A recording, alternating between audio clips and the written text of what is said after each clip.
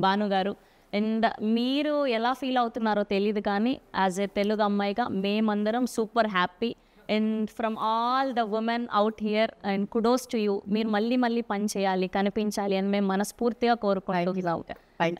దానికి కూడా అదే కోరిక.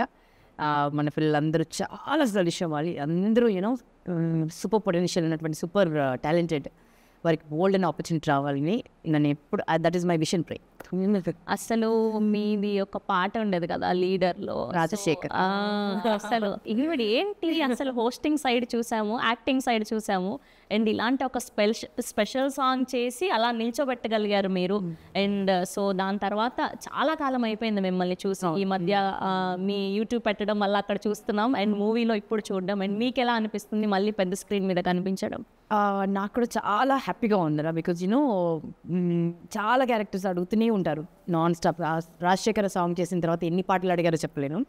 బట్ ఆ పాట ఒక స్టాండర్డ్స్ ఉంది. సో దాన్ని నేను మళ్ళీ ఏదో డబల్ మీనింగ్ సాంగ్ ఉండో ఏదో అట్లా చేసి దాన్ని ఐ డోంట్ వాంట్ టు దాన్ని ఔన్నత్యాన్ని పొగట్టుదలుచుకుంది. అట్లాగే నాకు నచ్చిన క్యారెక్టర్స్ నన్ను కన్విన్స్ చేసి చెప్పగలిగినవి నా దగ్గర వచ్చినవి అట్లా నేనైతే కన్విన్స్ కాలేదు ఇప్పటి వరకు. బట్ వన్స్ ఈ స్టోరీ విన్న తర్వాత దీంట్లో ఒక ప్రత్యేకత ఉంది. నా క్యారెక్టర్కి ఒక ప్రత్యేకత ఉంది. అండ్ నేను కొత్తగా కనిపిస్తాను. అండ్ ఒక యాక్టర్గా నాకు ఒక ఛాలెంజ్ అయితే, అంటే ఇప్పుడు గ్లామరస్గా కనిపించే నాకు ఒక మాస్ గెటప్ వేసుకుని మాస్ డైలాగ్ చెప్పి పాడినవలి ఒకటి దౌడ బగులు కొట్టి ఇదంతా ఒక ఛాలెంజ్. నాకు ఛాలెంజెస్ యాక్సెప్ట్ చేయడం ఇష్టం. అండ్ నేను చేసినవన్నీ కూడా అలాగే ఉంటాయి. నేను యాంకరింగ్లో కూడా అలాగే ఛాలెంజెస్ చేశాను. ఒకవైపు పొలిటికల్ షో చేసినా దాంట్లో దుమ్ములు చెప్పాను, ఒకవైపు పల్లెటూరు షో చేసినా అలా ఛాలెంజెస్ అంటే ఇష్టం. సో అలా నాలో ఉన్న యాక్టర్ని ఛాలెంజ్ చేసే క్యారెక్టర్ అదే. అండ్ డైరెక్టర్ గారు చాలా బ్యూటిఫుల్గా నెరేట్ చేశారు. అలా కట్టిపడేశారు అన్నమాట. కళ్ళ ముందు సినిమా కనిపించింది నెరేట్ చేసినప్పుడు. అండ్ ఎగ్జిక్యూటివ్ ప్రొడ్యూసర్ నాకు బెస్ట్ ఫ్రెండ్.